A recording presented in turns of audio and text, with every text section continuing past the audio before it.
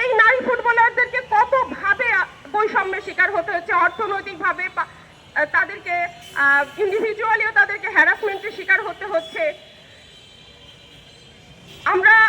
আমরা দেখেছি যে এই দেশে নারীদের উপরে অত্যাচার শুধুমাত্র একজন নারীকে শারীরিকভাবে হয়েছে তা না, নারীর ভাস্কর্য আক্রমণের শিকার হয়েছে। আপনারা দেখেছেন যে ময়মনসিংহের শশীলজে সেখানে নারী মূর্তি, ভেনাসের মূর্তি ভেঙে ফেলা হয়েছে। এখানে সুপ্রিম কোর্টের সামনে লেডি জাস্টিসের মূর্তিকে ভেঙে ফেলা হয়েছে। নারীর কোনো মূর্তি বাইরে রাখা যাবে না, নারীকে শুধু ঢেকেই রাখতে হবে ঘরের মধ্যে।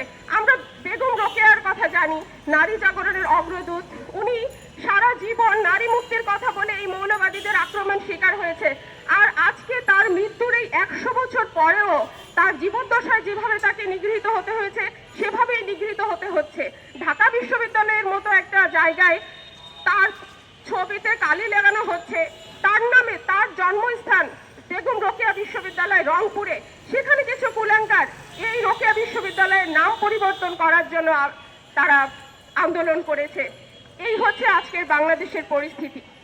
আমাদের আগের বক্তারা সংস্কারের কথাও বলে গেছেন। সংস্কার আজকে একটা বাজওয়ার্ড। আমরা প্রতিদিন নানা ধরনের সংস্কারের কথা শুনছি। সংস্কার হোক আর না হোক, সংস্কার নিয়ে অনেক আলোচনা শুনছি, কিন্তু একটা বিষয়ে সংস্কার হবে না সেটা তারা সবাই মিলে অলরেডি ডিসাইডেড হয়ে গেছে। সেটা হচ্ছে নারীর যে সংরক্ষিত আসন সেখানে তাদের সরাসরি নির্বাচন হবে না। এই ব্যাপারে কোনো সংস্কার তারা করবে না। তারা সেটা ডিসিশন নিয়ে নিয়েছে।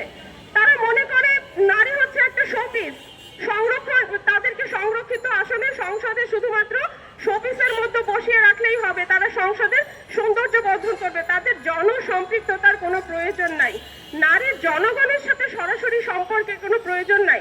তারা শুধু পুতুলের মতো সংরক্ষিত আসনে থাকবে এবং সংসদকে তারা যা সৌন্দর্য বর্ধন করবে, এটাই শুধু নারীর ভূমিকা। এইটাই আমাদের আসলে এখন যে রাজনৈতিক নেতারা বা যারা এই সংস্কার কমিটিতে আছেন তারা সেই মানসিকতারই পরিচয় দিচ্ছেন তাদের এই মতামতের মধ্য দিয়ে, যে নারীর সরাসরি নির্বাচনের কোনো প্রয়োজন নেই। আমরা দেখেছি যে নারী কোনো অংশে কম না, কোনো অংশে নারী কম না। আপনারা শুধুমাত্র একটা খুব কমন এক্সাম্পল দেখবেন যে প্রতি বছর এসএসসি এইচএসসি পরীক্ষায় একেবারে আমি কোনো এক্সেপশন গত কত বছরের মধ্যে দেখি নাই, প্রতি বছরে কিন্তু একটা নিউজ আমরা পাই যে মেয়েরা ছেলেদের থেকে পাশের হারে বা রেজাল্টের দিক থেকে এগিয়ে। আমি আগেও বলেছি যে নারীদের জীবন কতটা প্রতিকূল, বিশেষ করে গ্রামাঞ্চলে তাদের লেখাপড়া শেখানোর সুযোগই দেওয়া হয় না। অনেক মেয়েরা স্কুলে যেতে পারে না। আর যারা স্কুলে যেতেও পারে, একটা পরিবারে যদি একটা ছেলে থাকে এবং একটা মেয়ে থাকে, বেশিরভাগ ক্ষেত্রে এমনকি শিক্ষিত পরিবারেও আমরা দেখি যে ওই ছেলেটার লেখাপড়ার প্রতি যতটা গুরুত্ব দেওয়া হয় মেয়েটার লেখাপড়ার প্রতি ততটা গুরুত্ব দেওয়া হয় না। অনেক ক্ষেত্রে স্কুলেই ওই মেয়েটাকে বিয়ে দিয়ে দেওয়া হচ্ছে, বাল্য বিবাহ দেওয়া হচ্ছে তাকে। এরপরেও এত প্রতিকূলতার মধ্য দিয়ে যদি মেয়েরা প্রতি বছরই ছেলেদের থেকে রেজাল্ট ভালো করতে পারে, তাহলে নারীরা তো কোনো দিক থেকে তাদের থেকে কম নাই। কি মেধা, কি সক্ষমতা, কোনো দিক থেকেই নারীরা কম না। তাহলে কেন নারীদেরকে এইভাবে বন্দি করে রাখা, চার দেওয়ালে বন্দি করে রাখবে, পায়ের নিচে রাখবে, তাদেরকে কোনো কিছুতে অংশগ্রহণ করতে দেওয়া হবে না? এইটা কেন? এই ধরনের পরিস্থিতির মধ্যে এই পরিস্থিতির শিকার কেন আমাদেরকে হতে হবে? আমরা নারীর সত্যিকারের ক্ষমতায়ন চাই। শুধুমাত্র কয়েকজন নারীকে ক্ষমতাশীল পজিশনে বসিয়ে নারীর ক্ষমতায়ন হয়েছে, যেটা বিগত সরকার করেছে। হাতে গোনা কয়েকজন নারী হয়তো তারা কিছু ক্ষমতাবান জায়গায় ছিল, তো সেটা দেখে সত্যিকারের নারীর ক্ষমতায়ন আমাদেরকে বোঝানো যাবে না। যে দেশের অধিকাংশ নারী অন্ধকারাচ্ছন্ন জীবন যাপন করে, সেখানে হাতে গোনা কয়েকজন নারীর ক্ষমতায়ন হলেই নারীর ক্ষমতায়ন হয়ে যায় না।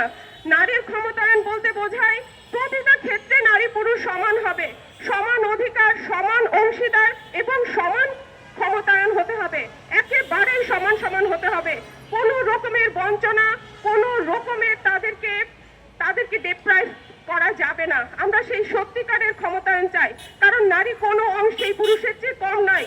আমরা প্রতিটা ক্ষেত্রে দেখেছি নারীরা, বিজ্ঞান বলেন, শিক্ষা ক্ষেত্র বলেন, চিকিৎসা ক্ষেত্র বলেন, এমনকি সামরিক ক্ষেত্র বলেন, যেখানেই নারীরা গিয়েছে, রাজনৈতিক ক্ষেত্র বলেন, তারা মেধার পরিচয় দিয়েছে। কোনো ক্ষেত্রেই এমনটা দেখা চিকিৎসা ক্ষেত্রে নারীরা পুরুষের চেয়ে কম পারে, এমনটা তো আমরা দেখি না। তার মানে নারীরা পারে না এমন কিছু নাই, সুযোগ পেলে তারা সবই পারে।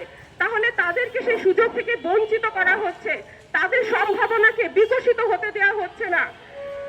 নারীর সত্যিকারের ক্ষমতায়ন যতদিন না হবে ততদিন আমাদের এই আন্দোলন চলবে। আপনাদের সবাইকে এই আন্দোলনে সামিল হওয়ার আহ্বান জানিয়ে আমি আমার বক্তব্য এখানেই শেষ করছি।